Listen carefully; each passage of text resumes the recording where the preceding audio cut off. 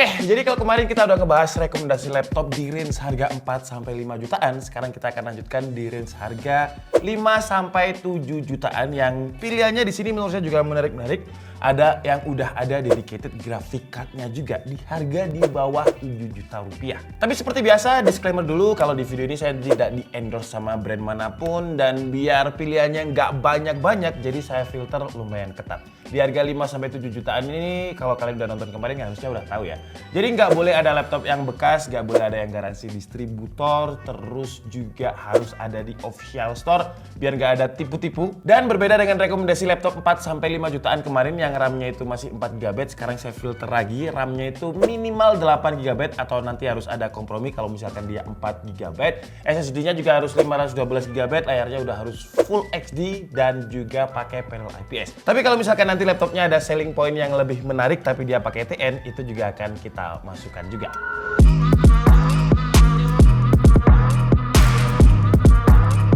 Jadi langsung aja kita bahas ke laptop yang pertama, yaitu MSI Modern 14C11M dengan Intel Core i3 1115G4. Tumben MSI bisa masuk di range harga 5-7 juta ya. Karena biasanya laptop-laptop MSI itu ya 8-10 juta ke atas. Jarang yang ada di bawah 7 juta. Tapi untuk MSI modern ini kayaknya tahun ini udah turun harga. Harganya itu jadi 6,999 atau 7 juta kembali 1.000 rupiah. Selain pakai prosesor Intel Core i3, RAM-nya ini juga udah sesuai dengan syarat kita, 8 GB DDR4 dengan speed 3200 MHz. Tapi memang sayangnya untuk konfigurasi RAM-nya ini dia onboard, jadi nggak bisa di-upgrade. Tapi menurut saya RAM 8 GB untuk sebuah Intel Core i3 harusnya udah cukup lah ya. Dan untuk SSD-nya juga udah sesuai dengan syarat kita, dengan kapasitasnya itu 512 GB M.2 NVMe. Sekali lagi udah lumayan gede untuk sebuah laptop 6 jutaan yang pakai Intel Core i3. Dan kalau kalian tanya apakah SSD-nya bisa di-upgrade, bisa, tapi ya kita harus beli storage baru terus kita ganti default-nya. Karena dia nggak ada slot M.2 yang kosong ataupun port SATA 2,5 inch-nya. Terus keunggulan lain dari MSI Modern 14 ini ya dia masuk ke segmennya ultrabook ya, karena bobotnya itu cuma 1,4 kg, jadi dia ringan untuk dibawa kemana-mana. Terus untuk bahan materialnya pun dia juga udah pakai aluminium yang kesannya itu mewah dan bisnis look banget. Selain itu keyboardnya juga udah backlit, jadi buat kalian yang mungkin sering pakai laptop di kondisi cahaya gelap nggak usah khawatir. Kalau untuk layarnya MSI Modern 14, jadi layarnya ini 14 inch dengan resolusinya Full HD, panelnya udah sesuai dengan syarat kita juga, pakai panel IPS. Wi-Fi-nya juga udah yang kenceng dan stabil, Wi-Fi 6 dengan Bluetooth versi 5.1. Nah, sayangnya kalau kita ngomongin daya tahan baterainya ini nggak terlalu awet kalau kita bandingkan dengan ultrabook yang lainnya yang bisa di atas 10 jam. Si MSI ini, dia video playback itu cuma tahan sekitar 8 jam. Karena memang kapasitas baterainya nggak gede-gede banget ya, cuma ada di 39 Wh. Lanjut ke laptop yang kedua yang harganya ini lebih murah 100.000 ketimbang MSI Modern 14 tadi, yaitu Acer Aspire 5 A51454G. Sebenarnya kalau secara spesifikasi Acer Aspire 5 yang kita bahas ini dia mirip-mirip dengan MSI, jadi dia pakai Intel Core i3 generasi ke-11. RAM-nya pun 8 GB tapi konfigurasinya beda. Kalau tadi solder dan single channel untuk MSI, tapi Acer ini dual channel, satunya di solder dan satunya ada di slot. Jadi kita masih bisa upgrade 4+8 12 atau 4+16 20 GB. Cuman yang di solder ini ya kita nggak bisa apa-apain. Terus untuk storage-nya juga sama-sama 512 GB SSD NVMe, tapi dia masih ada port SATA yang kosong. Jadi kalau misalkan kita mau upgrade hard disk sebagai arsip atau SSD SATA 2,5 inch itu masih bisa. Kalau MSI tadi kan nggak ada port SATA-nya ya. Terus apa yang bikin beda dari MSI dan juga Acer ini? Nah, si Acer dia punya dedicated graphic card. Walaupun dedicated graphic card-nya bukan dedicated graphic card yang bisa dibilang baru ya, tapi ada lah dan VRAM-nya lumayan 2 GB dengan Nvidia MX 350. Tapi ada komponen yang dikompromi sama Acer. Kalau MSI tadi kan Full HD IPS, Acer ini sayangnya masih XD TN, jadi belum Full HD, masih XD TN. Tapi kalau kalian gunakan laptop ini untuk belajar editing atau hanya sekedar preview, belum masuk ke ranah profesional, XDTN ini ya masih oke lah ya sebenarnya. Intinya kalau kalian cari dedicated graphic card di harga segitu, Acer ini salah satu opsinya. Makanya kenapa walaupun dia pakai TN, tetap saya masukkan karena dia uniknya ada dedicated graphic card dengan Nvidia MX 350. Kalau untuk daya tahan baterainya dia mirip-mirip dengan MSI walaupun dia ada dedicated graphic card. Jadi video playback dia bisa tahan sekitar 8 jam. mirip. Lanjut ke laptop yang ketiga yang secara performa ini kenceng dan kalau dibuat gaming masih bisa lah ya, walaupun dia bukan laptop gaming. Namanya adalah XP 14S FQ 1032AU dengan prosesornya itu AMD Ryzen 3 5300. Di harga segini kalian bisa dapat Ryzen 3 5000 series 5300U.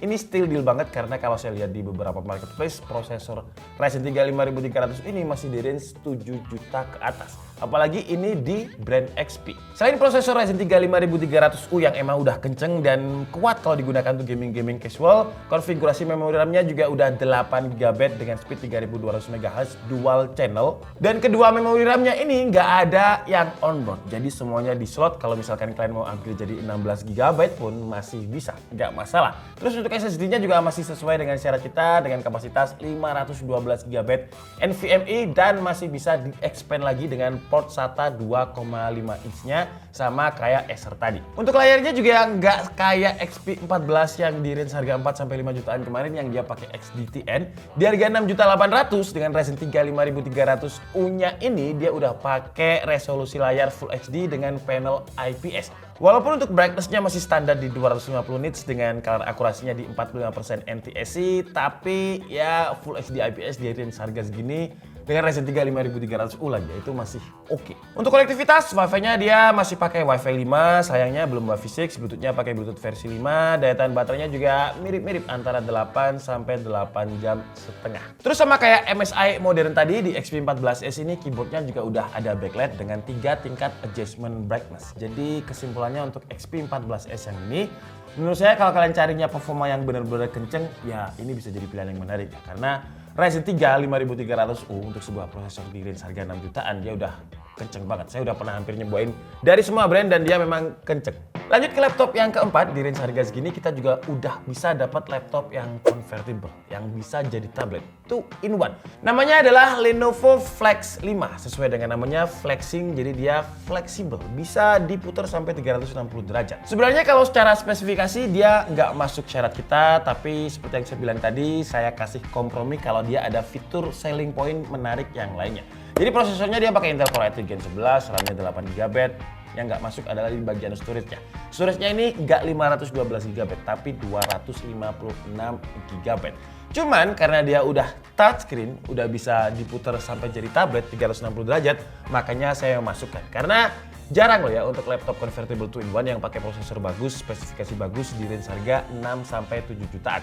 Dan untuk Lenovo Flex 5 ini harganya di 6,8 juta rupiah. Terus layar touchscreen-nya pun juga bukan layar touchscreen yang murah karena dia udah pakai resolusi Full HD dan IPS juga. Kita udah pernah bahas, dia itu udah lumayan responsif untuk layarnya. Dan untuk baterainya dia ini gede. Kalau kita bandingkan dengan 3 laptop yang saya sebutkan tadi, itu si Flex 5 ini lebih gede. Dengan kapasitasnya itu 52,5 Wh yang ketika kita coba untuk video playback, dia tahan hampir 9 jam. Tapi kekurangannya untuk laptop convertible-nya Lenovo Flex 5 ini semuanya sudah disolder ya. Jadi RAM-nya disolder, terus storage-nya pun juga nggak ada slot, nggak ada port SATA karena dia berkompak dan juga portabilitasnya biar enak untuk dibawa kemana-mana. Jadi kalau kalian tanya apakah ini bisa di-upgrade, jawabannya enggak dan kekurangannya memang ada di situ. Sekarang kita lanjut ke laptop yang kelima. Ini sebenarnya adalah seri-seri komersial ya, karena ini masuk ke seri V-nya Lenovo. Jadi ini adalah Lenovo V14 G2 ALC. Di antara keempat yang kita sebutkan tadi, keempat itu tadi kan harganya masih di atas 6 juta ya. Kalau ini di bawah 6 juta, harganya itu 5,8 juta, tapi prosesornya dia udah pakai Ryzen 3 5300U, sama kayak XP tadi di bawah 6 juta loh ya. Gila. Ini kayaknya bakalan goib sih ya yang terakhir-terakhir nih, yang Lenovo V14 G2 ini. Tapi namanya yang paling murah pasti ada sesuatu yang dipangkas. Ini sebenarnya saya juga agak ragu masukkan karena nggak sesuai dengan filter kita yang RAM-nya harus 8GB, SSD-nya harus 512. Cuman karena prosesornya ini terus harganya di bawah 6 juta, jadi saya buat ya udahlah pengecualian. Kita masukin aja, siapa tahu kalian butuh yang di bawah 6 jutaan dengan Ryzen 3 5300U. Jadi memori RAM-nya ini 4GB DDR4 3200 MHz yang ada di solder, terus masih ada satu slot yang kosong. Jadi kalian masih bisa upgrade. Terus untuk storage-nya juga belum masuk ke syarat kita, dia kapasitasnya 256GB NVMe. Tapi untungnya dia masih ada storage 2,5 inch kalau kalian pengen upgrade juga. Jadi kenapa saya tetap masukkan walaupun nggak masuk syarat, karena dia masih upgradable. Walaupun toh jatuhnya kalau kalian upgrade jadi 8GB, Harganya di atas 6 juta, tapi 6 jutanya masih di bawah 6 juta setengah lah ya harusnya. Terus untuk layarnya dia pakai layar khasnya Lenovo, dia pakai layar anti glare. Jadi buat yang belum tahu fungsi anti glare ya itu untuk mengurangi refleks cahaya lah, biar nggak terlalu silau kalau kita lihat layarnya.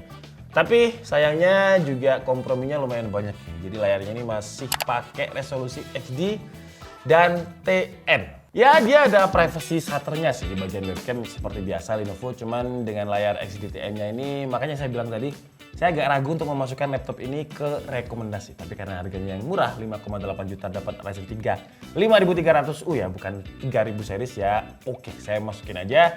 Dengan selling point utamanya atau kelebihan utamanya dia murah. Udah itu aja. Untuk layar kurang, tapi untungnya dia masih bisa di-expand atau di-upgrade lagi.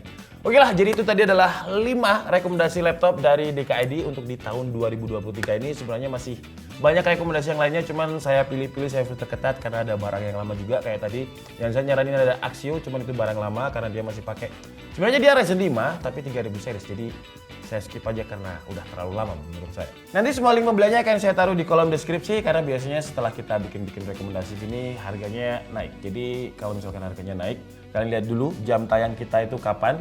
Kalau kalian seminggu lagi harganya naik, ya berarti bukan salah saya. Dan kalau kalian mungkin punya komentar lain, pendapat lain di range harga segini, ada laptop apa aja yang mungkin lebih baik, kalian bisa tulis di kolom komentar. Bebas, kita saling sharing aja biar yang pengen beli laptop di range harga segini juga kebantu ketika mereka liatin kolom komentar. Saya Dika Sabudi and see you on the next video. Bye-bye!